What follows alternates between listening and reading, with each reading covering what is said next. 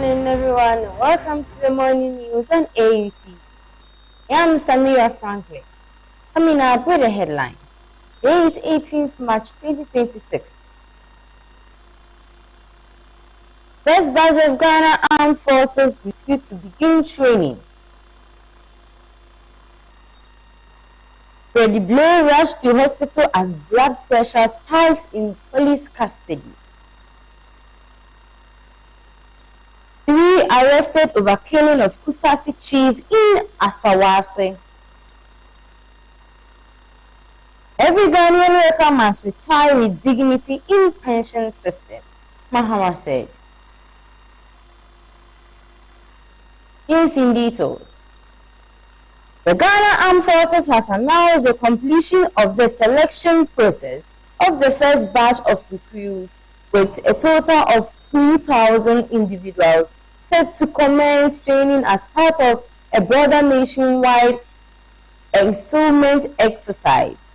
According to a statement issued by Captain Veronica Ado-Ahini, the selected recruits are expected to report to their respective regional selection centers across all 16 regions on Wednesday, March 18, 2026 at 9 a.m. to collect their appointment letters and prospectus.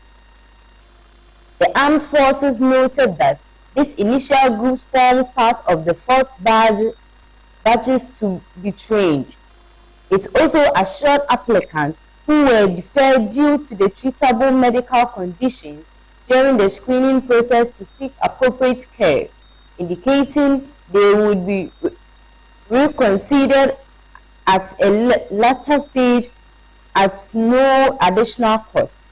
The statement further revealed that the first batch includes 18 individuals who sustained injuries during the Elwak Stadium storm last year, as well as 5 others sponsored by families of victims of the incidents in recognition of the tragedy. The military expressed appreciation to all 16 regional administrations for their support in decentralizing the recruitment process in line with government policy. It also encouraged remaining applicants to remain patient, assuring them that further selections will be made from a pool of high-performing candidates, with additional consideration being given to individuals from Sikaman in the Asante region who assisted in last year's helicopter crash rescue efforts. The former national chairman of the New Patriotic Party, Freddie Blay, has been hospitalized under emergency conditions after his health took a precarious turn while in police custody. Sources close the veteran politician confirmed on Tuesday, 17th March 2026, Mr. Blay was rushed to an undisclosed medical facility for urgent care after his blood pressure rose to dangerously high levels. The health crisis follows his demand by the Akropong Circuit Court on Monday in connection with a land dispute in Ketase. Mr. Blay's hospitalization aimed a complex legal battle involving allegation of an unlawful demolition. The court added his remand until April 19, 2026 after he was arrested on a year-old warrant. The case centers on a parcel of land in Kitase that Mr. Blay reportedly purchased in 1994. The prosecution alleged that Mr. Blay is accused of ordering the demolition of a house under construction on the contested land. Police claim that the arrest warrant was issued in April 2025 after the former chairman repeatedly failed to honor invitation to assist with investigations or appear to his scheduled arraignment. An aide to Mr. Blay confirmed the medical emergency, attributing the spike in blood pressure to the stress of the sudden arrest in detention. The aide reiterated that the former chairman remains firm in his innocence regarding the criminal charges. The defense maintains that no building was demolished. Instead, they argue that in January 2026, Mr. Blade directed the clearing of a bare piece of land to eliminate a breeding ground for dangerous reptiles. They further contended that the dispute is civil rather than criminal, as the landowner's previous High Court victory in Koforidua is currently being challenged in the Court of Appeal. It remains unclear if his legal team will file an emergency bail application on medical grounds before the April 9th court date.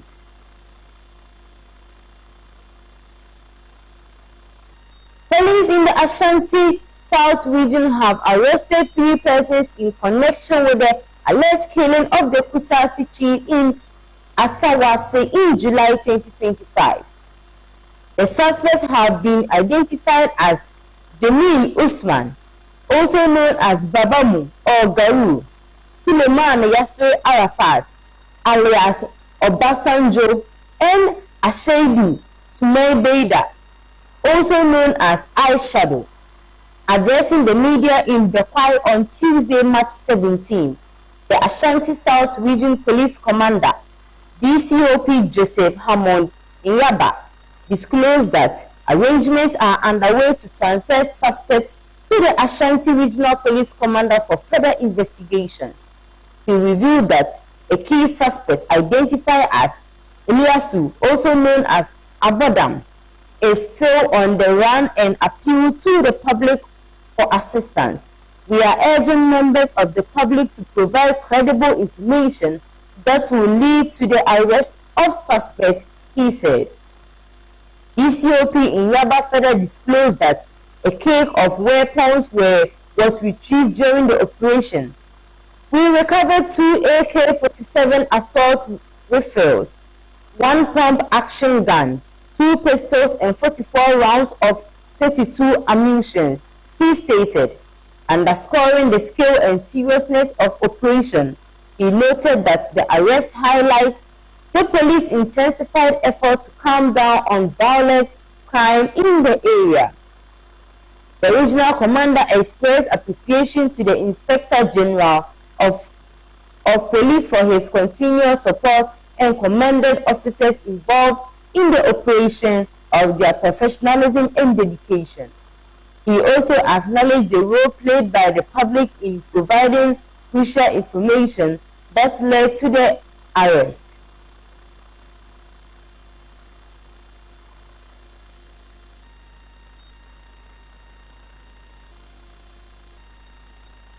Ghana's economy recorded a solid 6.0% overall GDP growth in 2025, with momentum building towards the end of the year as the fourth quarter posted 5.8% growth, up from 4.0% in the fourth quarter of 2024. According to the Ghana Statistical Service, the latest provisional GDP estimates show that in the nominal terms, the economy expands to over 1.43 trillion Ghana cedis, with real GDP rose to about 209.6 billion Ghana cedis upon the 197.9 billion Ghana cedis in 2024, reflecting steady and broad-based growth.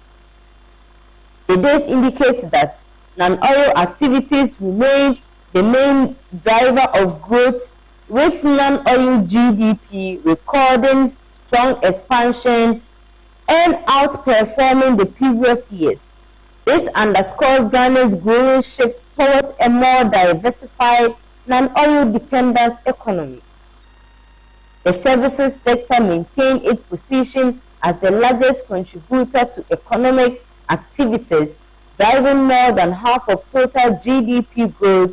Key areas such as information and communication, transport and storage, education, and financial and insurance services led the expansion. Agriculture recorded improved performance, growing by 5% in the fourth quarter of 2025. Crop production was the main driver, while cocoa rebounded to positive growth after a sharp contraction in 2024. Meanwhile, the industrial sector showed modest improvement but remained constrained, largely due to a significant decline in oil and gas production. However, gains in manufacturing and electricity helped cushion the slowdown. The GSS data further highlights that a small number of sectors, including services, crops, gold, manufacturing, and transport, accounted for nearly 87% of the total GDP growth, emphasizing both the strength and concentration of the expansion. Additionally, lower GDP deflator growth suggests moderating inflation pressures, pointing to some stability in prices over the period. Overall, the figures from the Ghana Statistical Service present an economy that is realistic, gradually diversifying and gaining stronger momentum toward the end of 2025, positioning the country for continued growth in 2026.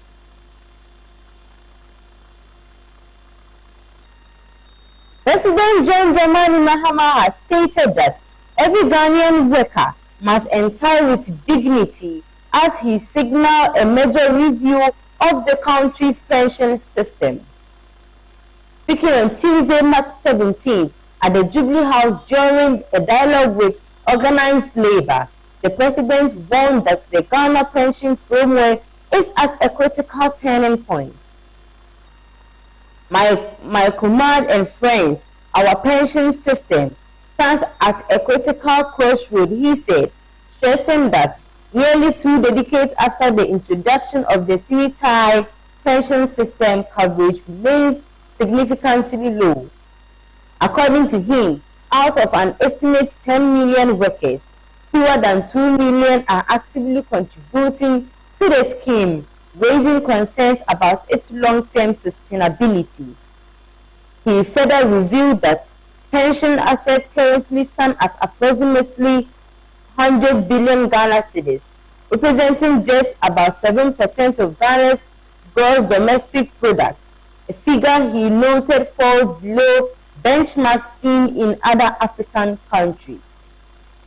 If we fail to act, the imbalance between contributors and retirees will continue to deepen, threatening the system's sustainability and dignity of our future retirees. President Mahama cautioned, to address the challenges, the president announced that he has directed the Minister for Finance to undertake a comprehensive review of the pension structure. The review explained will focus on expanding coverage, particularly within the informal sector, modernizing contribution system, and strengthening governance and investment management. Our goal is clear. Every Ghanaian worker must retire with dignity, with security and confidence in the pension system, he stated.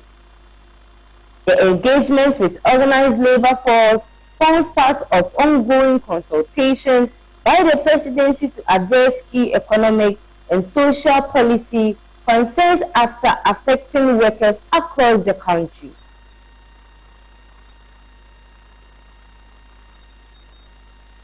12 firefighters were injured when a fuel tanker they were working on exploded at Gomwa Posting in the central region on Tuesday, March 17, 2026. According to a statement from the Ghana National Fire Service, the incident occurred during cooling operations after the team had successfully extinguished a fire involving a tanker. The Central Region Fire Control Room received a distress call at approximately 5:58 a.m. reporting an fire outbreak involving a fuel tanker GT 5671-22 along the Winneba Accra Highway. The tanker was carrying about 54,000 liters of petrol. The driver and his mate escaped unhurt. Firefighters from the Apam and Kaswa fire station, supported by a private water tanker, arrived at the scene at 6:26 a.m., which encountered a fuel-developed fire that was spreading to nearby properties. The team brought the fire under control at 7:58 a.m. and fully extinguished it by 8:42 a.m. During subsequent cooling operations aimed at preventing reignition, the tanker reignited and exploded, injuring 12 firefighters.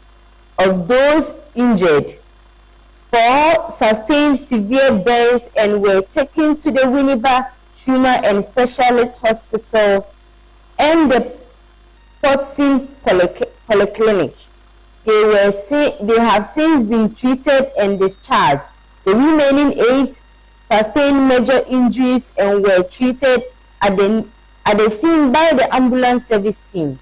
The Central Region Commander, ACFO 1, Merinda Mary Atinga Mensa, and the Director of Operations, DCFO Robert Adri Ganson, visited the injured personnel and incident site. Firefighters remain at the scene to ensure safety as preparations are made to transfer the remaining fuel from the damaged tanker. The cause of the crash and subsequent fire is under investigation. I believe strong in my heart that this is going to be the very final SIM registration exercise we are doing. Minister of Communications, Digital Technology and Innovation, Samuel Nati George. Like I said, joking, look, President Muhammad's reset is not on paper, it's actual. Okay, those of you who were, most of you in the room here today were in the media space in 2021. You never had an engagement even with the NCA, not to talk of the ministry. And so this lets you understand where we've come from and where we are today. To get cabinet to approve this, and I chair the ranking member on Parliament Health Committee, Nana Ayu Afriye, has warned that the recent shutdown of a National Health Insurance Authority office in Ejiso could set a dangerous precedent in authorities fail to take decisive action against those responsible. The NHIA office was reportedly locked up by the irate youth believed to be supporters of the National Democratic Congress, who were posting the appointment of a new manager to the facility.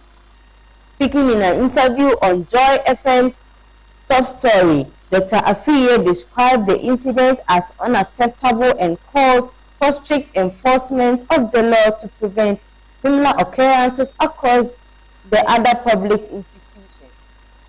For me, it is simply about enforcing the law. In the first year of the new administration, you may want to overlook certain actions due to the inhibits of supporters. But once government settles into serious business, such occurrences cannot be tolerated, he said. Dr. Afriye suggested that the agitation may partly stem from demands for employment, but stressed that public sector jobs are meant for all Ghanaians and cannot be determined by political supporters. He questioned that rejecting government appointees simply because they are not from within particular institutions could create a troubling precedent where political groups attempt to dedicate appointments in public agencies. This also happened in January. It's the same situation. No one has the right to dedicate that an appointee must come from within the system. By doing so, you are setting a precedent that anyone in the government position who did not rise through the ranks must be removed and replaced with someone from within. This approach becomes costly and difficult to sustain. Therefore, it must stop. The government should enforce the existing laws as they stand. According to him, a trend could make governance unnecessarily difficult and expensive, while undermining underdetermined professionalism within the public service. Dr. Afriye therefore urged government to investigate the incidents and ensure that those responsible are arrested and prosecuted, stressing that firm action could be served as a deterrent and help protect the country's democratic institutions. Here comes the end of the morning. Headline recaps. First batch of Ghana Armed Forces recruit to begin training. Freddie Blay rushed to a hospital as blood pressure spikes in police custody. 3 arrested over killing Kusasi chief in Asawase. Every Ghanaian worker must retire with dignity in pension system, Mahama said. I am Samira Franklin. Up next, sports segment. Good morning.